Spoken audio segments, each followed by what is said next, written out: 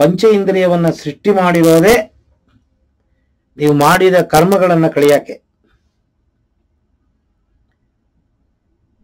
ಪಂಚೇಂದ್ರಿಯಗಳು ಎಲ್ಲರಿಗೂ ಒಂದೇ ತರ ಕೆಲಸ ಮಾಡೋದಿಲ್ಲ. ಒಂದು ರಸ್ತೆನಲ್ಲಿ ಹೋಗ್ಬೇಕಾದ್ರೆ ಒಬ್ಬ ವ್ಯಕ್ತಿ ಒಂದು ಹೆಂಗಸನ ನೋಡ್ತಾನಂದ್ರೆ ಒಬ್ಬೊಬ್ಬರಿಗೆ ಒಂದೊಂದು ತರ ಭಾವನೆ ಇರುತ್ತೆ ಹೆಂಗಸ ಮೇಲೆ.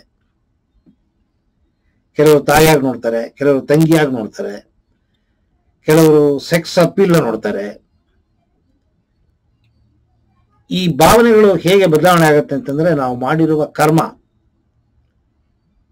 ಕೆಲವರಿಗೆ ಕಾರ್ಡ್ಸ್ ಆಡೋ ಹುಚ್ಚು, ಕೆಲವರಿಗೆ ತಿಂಡಿ ತಿನ್ನೋ ಹುಚ್ಚು, ಊಟ ಮಾಡೋ ಹುಚ್ಚು, ಕೆಲವರಿಗೆ ಎಣ್ಣೆ ಹೊಡಿಯೋ ಹುಚ್ಚು, ಕೆಲವರಿಗೆ ಕಾರ್ಡ್ಸ್ ಆಡೋ ಹುಚ್ಚು, ಕೆಲವರಿಗೆ ಕದಿಯೋ ಹುಚ್ಚು.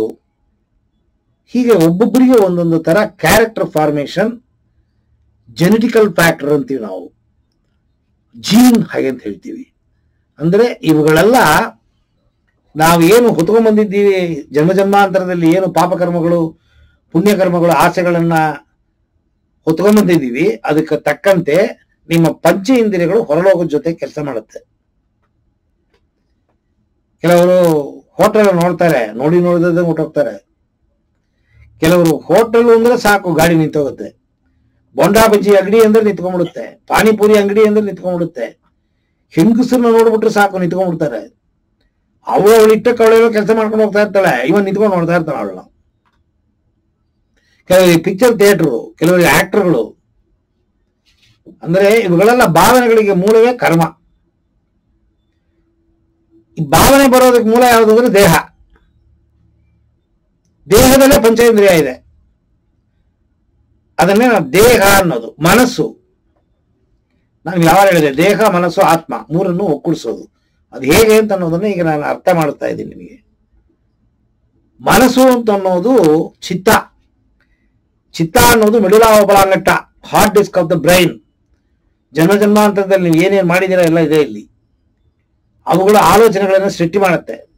ಯಾತಕ್ಕೆ ಮಾಡುತ್ತೆ ಅಂತಂದ್ರೆ ನೀವು ಹೊತ್ಕೊಂಡ್ಬಂದಿರೋದನ್ನೆಲ್ಲ ಕಳಿಬೇಕು, ಇಲ್ಲಿ ಬಿಡ್ಬೇಕು ನೀವು. ಅದಕ್ಕೆ ನೀವು ಹುಟ್ಟಿರೋದು. ಅದು ಬಿಡುವ ಸಲುವಾಗಿ ಆಲೋಚನೆಗಳನ್ನು ಸೃಷ್ಟಿ ಮಾಡಿ ಆಸೆಗಳನ್ನು ನೆರವೇರಿಸ್ಕೊಳ್ಳೋದಕ್ಕೆ ಅದು ಆಲೋಚನೆಯನ್ನು ಸೃಷ್ಟಿ ಮಾಡುತ್ತೆ. ಪಂಚ ಇಂದ್ರಿಯಗಳನ್ನ ದೂಡಿ ತನ್ನ ಆಸೆಗಳನ್ನು ನೆರವೇರಿಸ್ಕೊಳ್ಳುತ್ತೆ ಚಿತ್ತ. ಸೊ ಮನಸ್ಸು ಒಂದು ಕಡೆ ಕೆಲಸ ಮಾಡುತ್ತೆ, ಪಂಚ ಇಂದ್ರಿಯ ಒಂದು ಕಡೆ ಕೆಲಸ ಮಾಡುತ್ತೆ, ದೇಹ ಆತ್ಮ ಚೈತನ್ಯ ಅದು ಸೆಕ್ಯೂರಿಟಿ ಗಾರ್ಡ್ ತರ ನೋಡ್ತಾ ಇರುತ್ತೆ. ಮನಸ್ಸು ಏನ್ ಮಾಡುತ್ತೆ, ಪಂಚ ಇಂದ್ರಿಯ ಏನ್ ಮಾಡುತ್ತೆ, ಏನೇನ್ ನಡೀತಿದೆ, ಪವಿತ್ರವಾಯ್ತಾ ಮನಸ್ಸು ಅಂದ್ರೆ ಖಾಲಿ ಆಯ್ತಾ ಅಂತ ಸಂಸ್ಕಾರಗಳು, ಅದು ಆತ್ಮ ಮಾಡೋ ಕೆಲಸ. ಸೊ ಈ ಮೂರು ಕೆಲಸ ನಡೀತಾ ಇದೆ. ಈ ಮೂರನ್ನು ಸೇರಿಸೋದು, ಒಕ್ಕೂಡಿಸೋದು, ಒಂದೇ ಮುಖವಾಗಿ ಕಾರ್ಯವನ್ನು ನಿರ್ವಹಣೆ ಮಾಡಬೇಕು. ಅದಕ್ಕೆ ಧ್ಯಾನ ಅಂತ ಹೆಸರು.